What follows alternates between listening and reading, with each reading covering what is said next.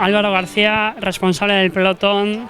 Nos traéis una innovación curiosa. Siempre decimos que seguir las carreras en directo es una gozada, pero en ciclismo, por desgracia, es bastante caro tener algo en directo. Y tú nos traes una aplicación, el Muga Cloud, que nos permite seguir sin verlo toda la carrera en directo. Sabemos dónde están los ciclistas, sabemos quién va, quién no va. Cuéntanos, ¿qué habéis creado?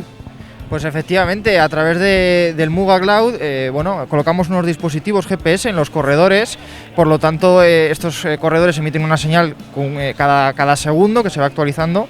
Podemos saber dónde está el corredor, qué diferencia tiene, podemos seguir la carrera, saber el circuito que están haciendo los corredores. Tenemos actualizaciones de los pasos de montaña, sabemos quién va puntuando y tenemos una clasificación virtual prácticamente constante, tanto de la montaña como de las metas volantes como del resto de premios, y luego nada más entrar en meta también tenemos la situación de los 10-15 primeros, por lo tanto pues como bien dices, sin verlo sí que podemos seguirlo.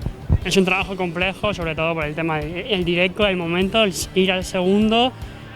¿Cómo funciona? Por ahora solo llevan los corredores de la Alcucha esa aplicación. ¿Cuál es la idea? ¿Qué planteáis?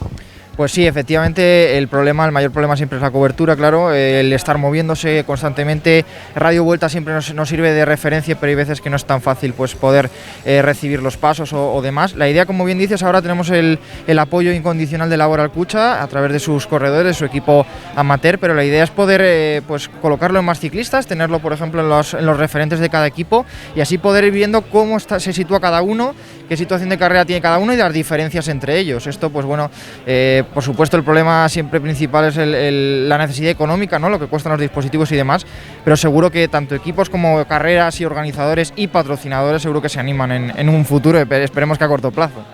Vale, Óscar Recasco y muchas gracias. Es que recasco.